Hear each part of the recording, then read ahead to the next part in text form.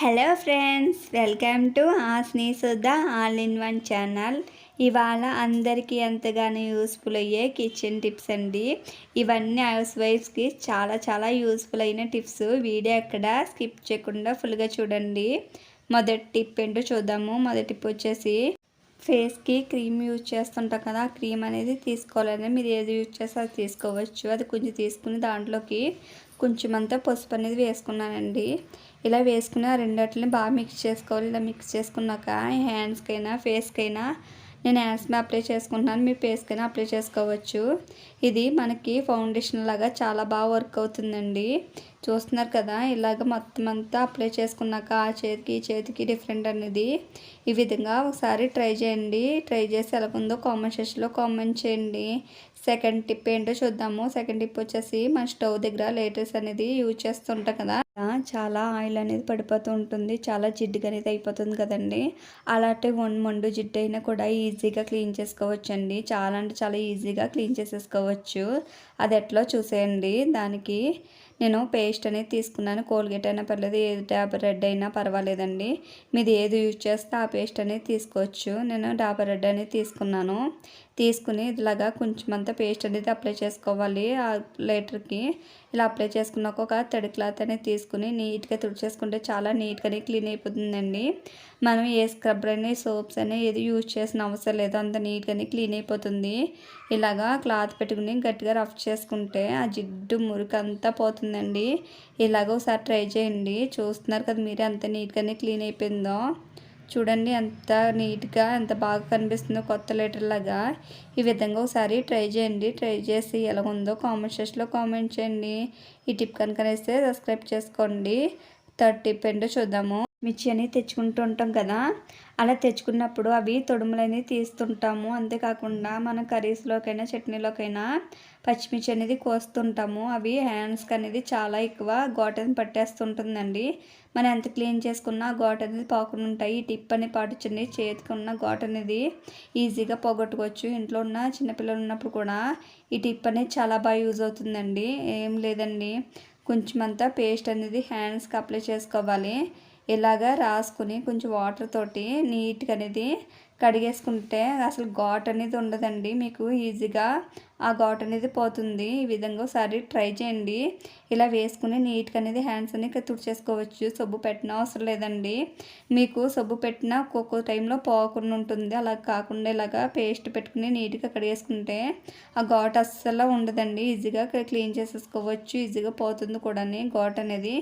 ఈ విధంగా ఒకసారి ట్రై చేయండి. ట్రై చేసి ఎలా ఉందో కామెంట్ సెక్షన్లో కామెంట్ చేయండి. చూద్దాము. ఫోర్త్ టిప్ వచ్చేసి మనం మార్కెట్ నుంచి ఎగ్స్ అనేది తెచ్చుకుంటూ ఉంటాం కదా, వాళ్ళు తెచ్చుకున్నప్పుడు అట్లే పెట్టేస్తుంటే ఎగ్స్ అనేది పాడైపోతూ ఉంటాయి కదండి. అలా పాడవకుండా ఉండాలంటే టిప్ అని పాటించండి. మీకు ఎన్ని రోజులు ఉన్నా కూడా ఎగ్స్ అనేది పాడవకుండా నిల్వ ఉంటుంది. ఏమి లేదండి, ఎగ్స్కి ఇలాగా కోకోనట్ ఆయిల్ అన్నా లేదంటే కుకింగ్ ఆయిల్ ఉంటుంది కదా, ఆ ఆయిల్ అన్న మొత్తం ఎగ్స్కి అంతా అప్లై చేసుకోవాలి. అప్లై చేసుకుని మనం స్టోర్ చేసుకుంటే ఎగ్స్ అనేది పాడవకుండా ఎక్కువ రోజులు అనేది మనకు నిల్వ ఉంటుందండి. చూడండి, ఈ టిప్ అనేది చాలా బాగా వర్క్ అవుతుంది. నేను ట్రై చేశాను, మీరు ఒకసారి ట్రై చేయండి. చాలా బాగా యూజ్ అవుతుంది. యూజ్ అవుతే కనుక కామెంట్ సెక్షన్లో కామెంట్ చేయండి. నెక్స్ట్ టిప్ ఏంటో చూద్దాము. నెక్స్ట్ టిప్ వచ్చేసి ఒక బౌల్లోకి ఆయిల్ అనేది తీసుకున్నానండి. కోకోనట్ ఆయిల్ తీసుకున్నాను. అందులోకి కొంచెం కాఫీ పౌడర్ అనేది వేసుకోవాలి. ఇలా కాఫీ పౌడర్ వేసుకుని ఆ కాఫీ పౌడర్ ఆయిల్లోకి బాగా మిక్స్ అయ్యే విధంగా మొత్తం మిక్స్ చేసుకోవాలండి. ఇలాగ చూస్తున్నారు కదా, ఆయిల్లోకి కాఫీ పౌడర్ అంతా బాగా మిక్స్ అయిపోయింది కదా. ఇలా మిక్స్ అయిపోయేదాన్ని ఎలా యూజ్ చేసుకోవాలో మనం ఏ విధంగా యూజ్ అవుతుందని కూడా చూపిస్తానండి. ఒక క్లాత్ తీసుకోవాలి. తీసుకుని ఆయిల్లోకి అనేది డిప్ చేసుకోవాలి. ఇలా డిప్ చేసుకుని మనకి ఏ విధంగా యూజ్ చేసుకోవాలో చూపిస్తానండి. ఏమీ లేదండి, డోస్ అనేది క్లీన్ చేసుకుంటే మనకి భలే షైనింగ్ అనేది వస్తుందండి. ఈ విధంగా మొత్తం డోస్ అనేది క్లీన్ చేసుకుంటే అవి చాలా మరకలుగా అయిపోయి షైనింగ్ అనేది లేకుండా ఉంటుంది కదా.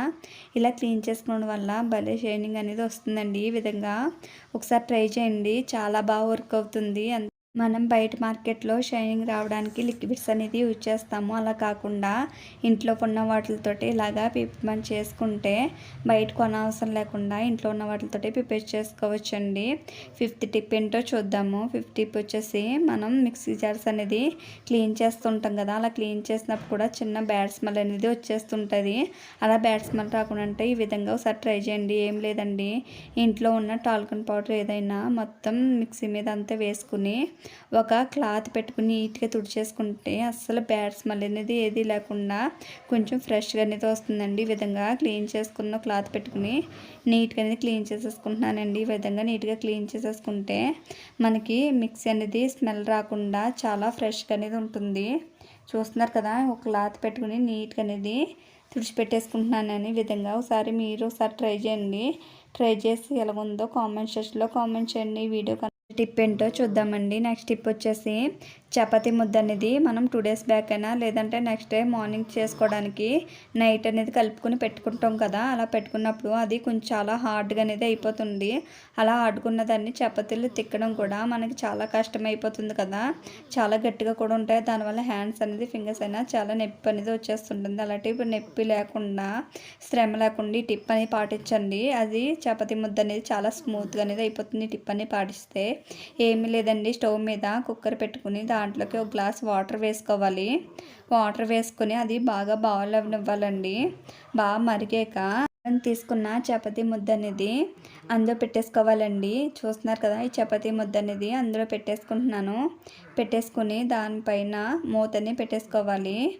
ఇలా మూత పెట్టేసుకుని ఇప్పుడు స్టవ్ ఆఫ్ చేసేసుకుందామండి. స్టవ్ ఆఫ్ చేసుకుని మనం పైన కుక్కర్ మూత పెట్టేసుకుందాము. కుక్కర్ మూత పెట్టేసుకుని ఒక 5 నుంచి 10 మినిట్స్ దాకా అట్లే వదిలేస్తే అది చాలా స్మూత్గా అనేది అయిపోతుందండి.